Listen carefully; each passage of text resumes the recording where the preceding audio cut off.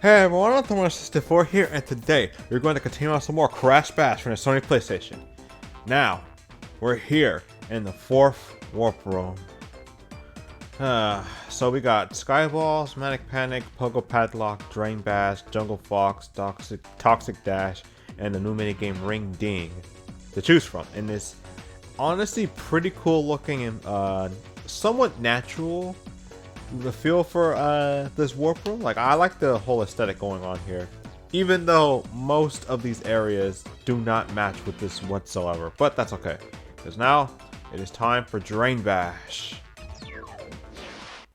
As I did mention in the previous part, I think I want to just go through this with the trophy so I can get through the progress of beating the game, but at the same time it would be hypocritical that I just skip out on the more challenging crystals. It's not like I need to do them, but at the same time, I do want to go as far as I can with the game before just ending it there. So I think I'm gonna just go for just playing out the stuff like I initially did with like the crystals, the gems, and trophies. But if there are difficult ones like Skyballs and Pogo Padlock, I'm probably just gonna skip those. Sound good? Alright. So basically, now we have some steel crates that you can't normally break, and on top of that we have 3 power-ups we can choose from this. Unfortunately, there's gonna be like 4 special crates that come out of this whole area. Only one of them has the weapon. If you have the weapon, you have a whole arsenal in your hands.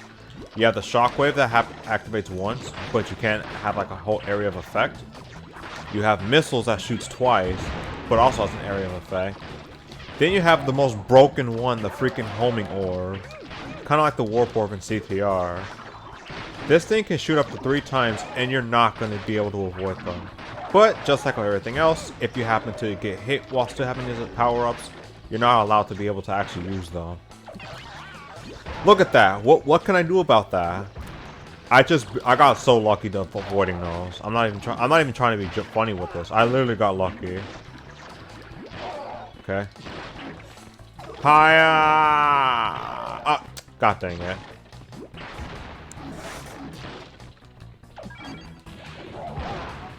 Yeah, it can even deactivate during the power up too. The cool part about it though is that this only happens on just one of the power-ups. It can happen with the Warp Orb too, but considering how broken this thing is, I see no reason not to be using this from a far enough distance anyway. But yeah, like I said earlier, there's gonna be a crystal challenge where we're gonna have to be very careful of opening. Oh my god, that's wait, is this really all I have to do? Just circle around it? Was that really the answer to this freaking power-up this whole time? I would be disappointed if it was. What? I didn't even get the power from that. I didn't get anything from that. Oh my god.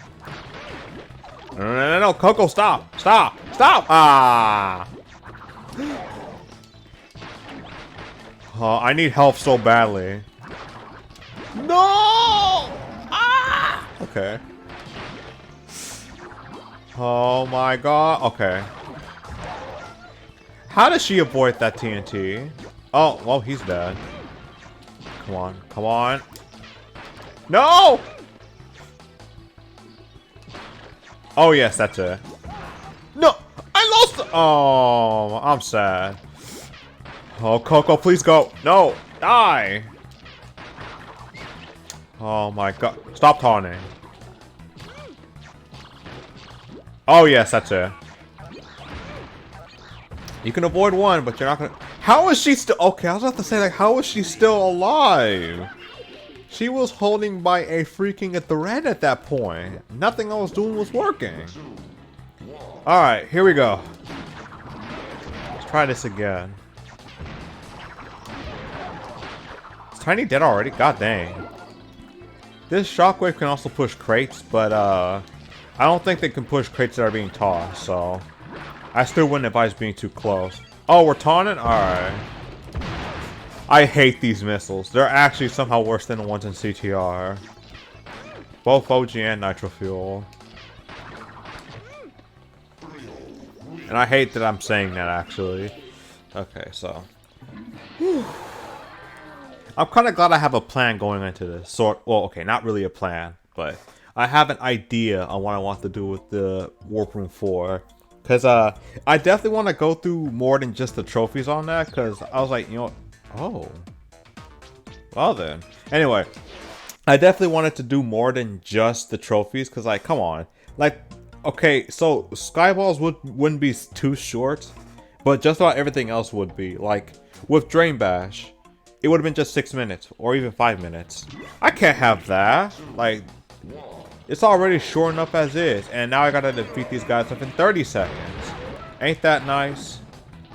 I'll take this over 25 seconds and freaking melt panic. Seriously, what the heck is that? But, good lord. Even with all the power-ups and everything, this is still a bit of a tall order to fill here. At least I'm almost done. Oh my god, no, no, no! Okay, look at that. If it was 25 seconds, I wouldn't have made that.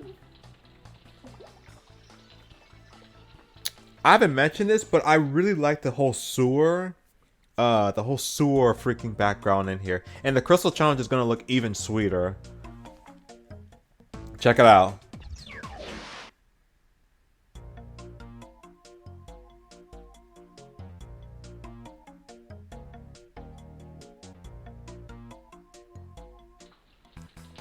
Yeah, so that's just a general rule here. But here's one thing.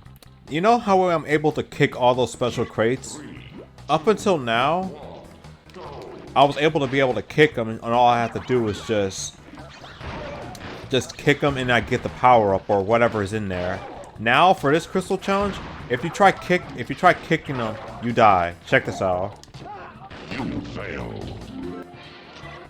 You can't kick these now. So pretty much you have to treat these like normal crates, in which you have to be able to pick them off. And all the power-ups you get, you just have to collect them manually.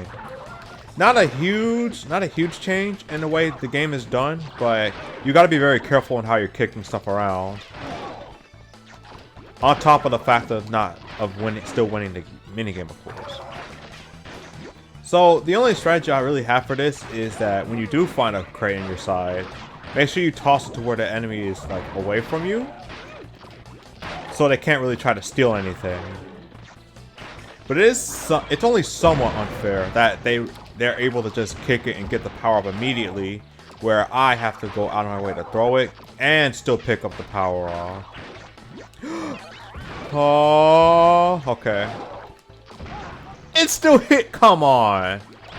Oh no, I'm almost dead. Look at that! Oh my god, come on, die. There's way too much Wumpa fruit here. Come on, get. No! I'm dead.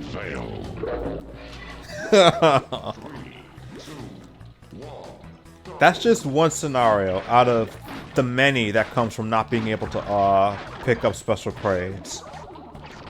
It's not the worst, definitely not the hardest. I guess you could say this is the hardest of the Bash levels. Even then, I wouldn't say so, because Space Bash literally makes it so you can't even pick up crates. Yo, 3 in 1. Okay. Yo, they're almost dead. Come on, come on. One more. I could kick all the other crates. I just can't kick the special ones, or else it's instant death. Even invincibility won't save me. Funnily enough, they go out of their way to disable Aku Aku for this one too. Okay, so this is probably the longest of the Bash levels we've had so far, which sadly isn't saying much. But hey, we at least got one of a decent length. With that being said though, in the next part, we'll tone it down and just somewhat relax a little bit in Pogo Padlock. So this is Towards the Voice. Thank you guys for watching. You're gonna love the music on this course. But until we get to that point, see ya.